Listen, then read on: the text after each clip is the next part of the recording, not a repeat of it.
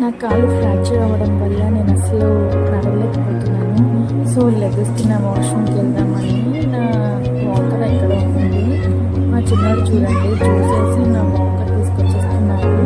వాడికి నా ఫియర్ కానీ వాడు నా ప్రాబ్లం అర్థం చేసుకొని నేను ఏది పట్టుకొని వెళ్తాను అని వాడికి తెలిసింది.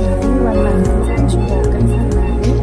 అసలు ఇలాంటి సిచ్యువేషన్స్ చూస్తే చాలా హ్యాపీగా అనిపిస్తుంది. మనకి ఇంత చిన్నప్పుడే మనకి ఎంత హెల్ప్ చేస్తున్నారు. వాష్రూమ్కి వెళ్ళడానికి డోర్ కూడా వాడే తీసేస్తాడంట. లోపల డోర్ పట్టుకోక అందట్లేదంట వాడికి. వాడికి అందట్లేదని చెప్తున్నాడు, రావట్లేదంట ఆ డోరు.